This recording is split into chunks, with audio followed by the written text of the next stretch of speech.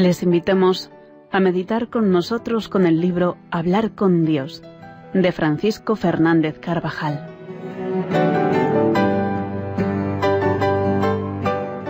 Hoy, día de la cátedra del apóstol San Pedro, vamos a reflexionar en torno a esta fiesta. El Señor dice a Simón Pedro: «Yo he pedido por ti, para que tu fe no se apague, y tú, cuando te recobres, da firmeza a tus hermanos».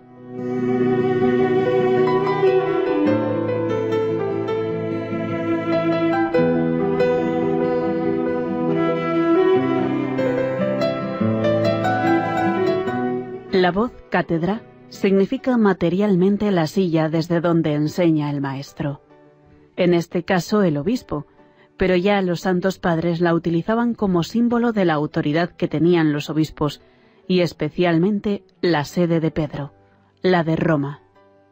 San Cipriano en el siglo III decía: «Se da a Pedro el primado para mostrar que es una la Iglesia de Cristo y una la cátedra», es decir, el magisterio y el gobierno. Y para recalcar aún más la unidad, añadía: «Dios es uno, uno el Señor, uno la Iglesia y uno la cátedra fundada por Cristo».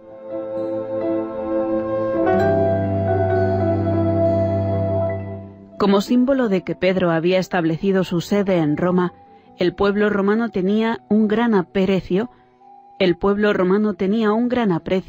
a una verdadera cátedra de madera, en la que, según una tradición inmemorial, se había sentado el príncipe de los apóstoles. San Dámaso, en el siglo IV, la trasladó al baptisterio del Vaticano, construido por él. Durante muchos siglos estuvo bien visible y fue muy venerada por los peregrinos de toda la cristiandad llegados a Roma. Al levantarse la actual Basílica de San Pedro, se creyó conveniente guardar como una reliquia la venerada cátedra. Al fondo del ábside se encuentra, a manera de imagen principal, la llamada Gloria de Bernini, un gran relicario en el que se conserva la silla del apóstol cubierta de bronce y oro, sobre la que el Espíritu Santo irradia su asistencia. Entre las fiestas que se encuentran en los calendarios anteriores al siglo IV, las primeras de la Iglesia, se cuentan la de hoy, con el título de Natale Petri de Cátedra, es decir, el día de la institución del pontificado de Pedro. Con esta fiesta se quiso realzar y señalar el episcopado del príncipe de los apóstoles, su potestad jerárquica y magisterio en la urbe de Roma y en todo el orbe. Era costumbre antigua conmemorar la consagración de los obispos y la toma de posesión de sus respectivas sedes. Pero estas conmemoraciones se extendían solo a la propia diócesis. Solo a la de Pedro se le dio el nombre de cátedra, y fue la única que se celebró desde los primeros siglos en toda la cristiandad. San Agustín, en un sermón para la fiesta del día, señala: «La festividad que hoy celebramos recibió de nuestros antepasados el nombre de cátedra, con el que se recuerda que al primero de los apóstoles le fue entregada hoy la cátedra del episcopado». A nosotros nos recuerda una vez más la obediencia y el amor al que hace las veces de Cristo en la tierra. Sabemos por la tradición de la Iglesia que Pedro residió durante algún tiempo en Antioquía, la ciudad donde los discípulos empezaron a llamarse cristianos. Allí predicó el Evangelio y volvió después a Jerusalén, donde se desató una sangrienta persecución. El rey Herodes, después de haber hecho degollar a Santiago, viendo que esto complacía a los judíos, determinó también prender a Pedro. Liberado por el ministerio de un ángel, abandonó Palestina y se retiró a otro lugar. Los Hechos de los Apóstoles no nos dicen a dónde marchó, pero por la tradición sabemos que se dirigió a la ciudad eterna. San Jerónimo afirma que Pedro llegó a Roma en el año 2 del Principado de Claudio, que corresponde al año 43 después de Cristo, y permaneció allí por espacio de 25 años hasta su muerte. Algunos suponen un doble viaje a Roma, uno después de marcharse de Jerusalén, habría regresado a Palestina hacia el año 49, fecha del Concilio de Jerusalén, y poco después habría vuelto, realizando luego algunos viajes misioneros.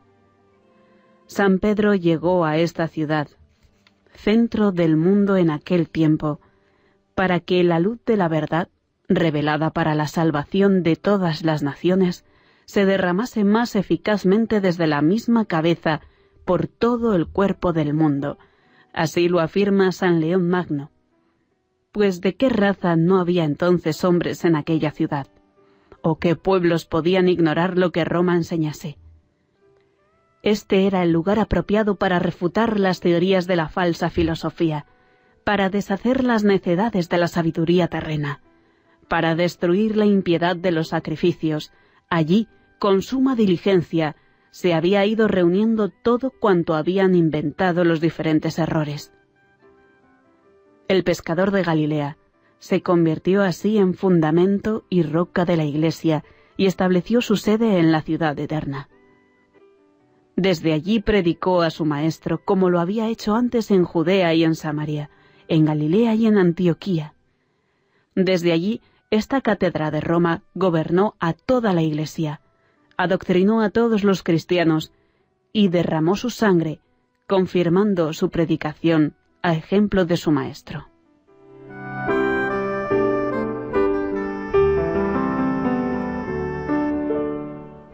La tumba del Príncipe de los Apóstoles, situada debajo del altar de la confesión de la Basílica Vaticana, según afirma de manera unánime la tradición, ratificada por los hallazgos arqueológicos, da a entender también de un modo material y visible que Simón Pedro es, por expresa voluntad divina, la roca fuerte, segura e inconmovible, que soporta el edificio de la Iglesia entera a través de los siglos.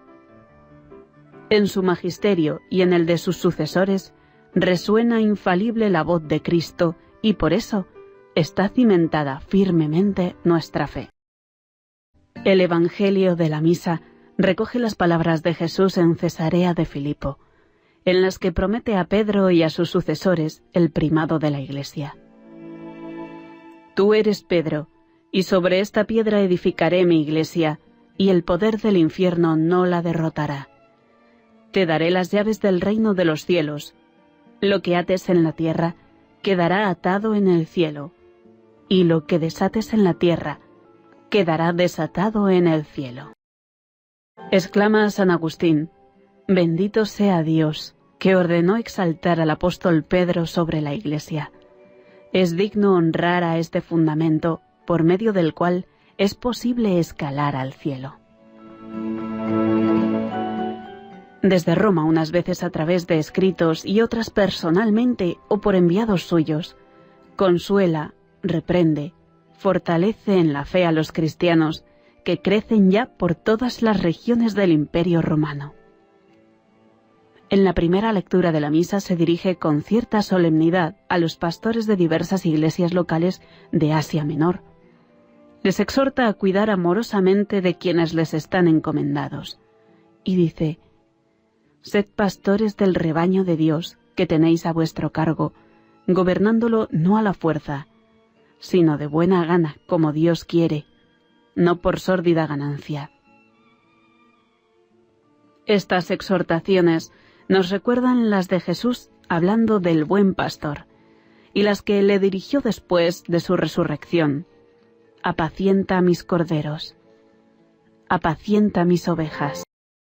Esta es la misión encomendada por el Señor a Pedro y a sus sucesores: dirigir y cuidar de los demás pastores que rigen la grey del Señor, confirmar en la fe al pueblo de Dios, velar por la pureza de la doctrina y de las costumbres, interpretar, con la asistencia del Espíritu Santo, las verdades contenidas en el depósito de la revelación.